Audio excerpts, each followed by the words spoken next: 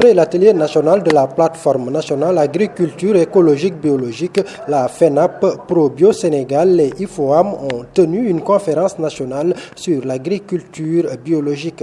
Une conférence qui a réuni à Thiès l'ensemble des acteurs du secteur avec plusieurs panels au programme, dont les politiques publiques en faveur de l'agriculture biologique introduit par Ibrahima Seck, coordinateur de la FENAP.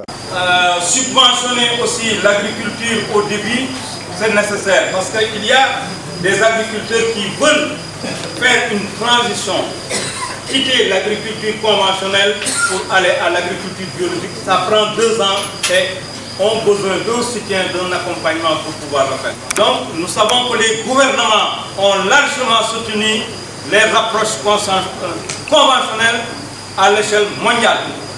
Mais au cours des 20 dernières années, l'intervention du gouvernement a également joué un rôle essentiel dans la croissance de l'agriculture biologique. Dans certains pays, les gouvernements ont été le principal moteur du développement de l'agriculture biologique. Soit pour la production, par exemple en Tunisie, qui est tout près de nous, soit pour la consommation, par exemple en Arabie Saoudite. Nous savons qu'aujourd'hui, l'offre en matière d'agriculture au niveau de l'agriculture biologique au niveau du Sénégal, elle est encore faible. Il faut le reconnaître. Mais néanmoins, alors il y a une croissance du marché parce que les consommateurs en demandent. Mais les consommateurs doivent trouver des points où ils peuvent acheter l'agriculture biologique. Mais aussi, il faudrait faire en sorte que le Sénégalais simple puisse accéder au prix de l'agriculture biologique. Moi, j'aimerais juste dire, selon ce que j'ai vu, je pense qu'on peut trouver des solutions. Trouver des solutions, tout à l'heure quand il listait les différents soutiens, moi je voyais ça comme des choses qui se font présentement pour le conventionnel. C'est pourquoi j'ai tout le temps dit de façon stratégique ce qu'il va falloir faire, c'est de faire partie. Parce que le Sénégal appartient aux producteurs de l'agriculture conventionnelle et aux producteurs de l'agriculture biologique. Donc si on veut se mettre à dos, ça va être très difficile à l'État unique de financer par des ressources uniques 2 entités différentes. Il faudrait qu'on pousse ensemble, qu'on réalise que l'État a des ressources à gérer et c'est pour tout le monde. Donc il faut que chacun prenne place. Dans ce processus-là, ce qui nous a donné le courage de continuer, je salue aussi sa mémoire, c'est Feu Amarsal, qui a été le premier ministre à écouter les populations, les agriculteurs en 2008 à Marseille, engagés dans l'agriculture saine et durable. C'était le concept qu'on utilisait. Il a été le premier ministre à voter sur le budget du ministère une ligne d'1 milliard d'euros. Et là, il a suivi tout le processus au niveau du budget ministère. Mais par hasard, ce budget-là, cette ligne s'est retrouvée autour de la fondation de la première dame en son temps qui faisait des biofertilisants. Donc pour vous dire que la bataille, en tout cas elle est là et elle continue. Peut-être j'ai bien apprécié la présentation du doyen, mais malheureusement ça ne prend pas en compte ce qui a été fait au Sénégal. Et au Sénégal, des activités ont été menées, aussi bien par l'État, mais également par ses partenaires. Et je dis même partenaires, je ne vais pas dire partenaires, parce que les partenaires doivent travailler sur ce que veut l'État. Il y a un document de base qui est là. Toute personne qui veut travailler, que ce soit la recherche, la promotion sur l'agroécologie, il doit s'appuyer sur ce document. Donc l'État a fait quelque chose. Ça, il faut le reconnaître. Mais néanmoins, c'est une transition agroécologique. On va aller sûrement, mais à part des camions de façon sûre. C'est ça qu'on est en train de faire. Donc du coup, l'État du Sénégal, au moment où je vous parle par rapport au contexte, a fait des efforts.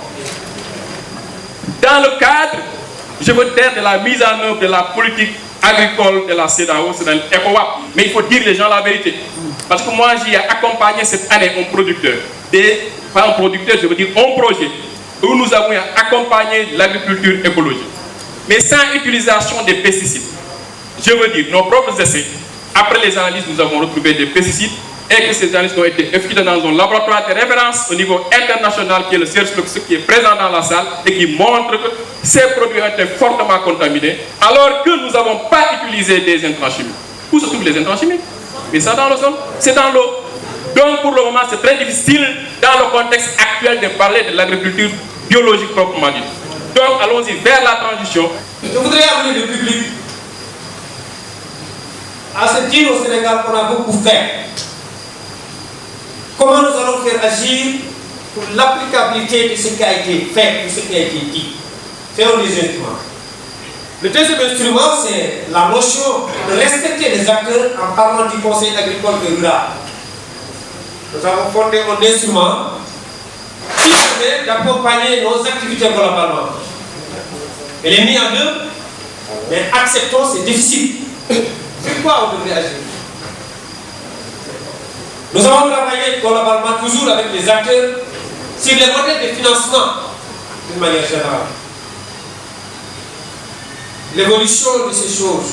Et au-delà, nous avons initié des instruments qui devraient rendre plus pragmatique ce qui a été cherché et trouvé.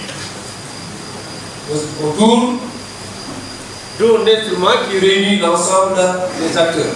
Ça veut dire que si nous prenons ça c'est des acquis en termes d'application de nos politiques.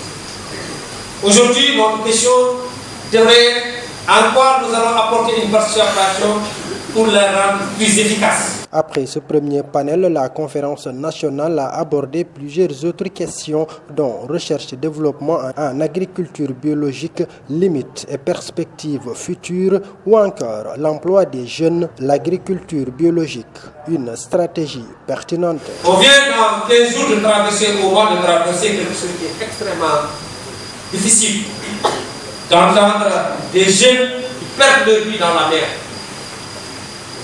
Ce fléau ne s'arrêtera au Sénégal que si chacun trouve son compte.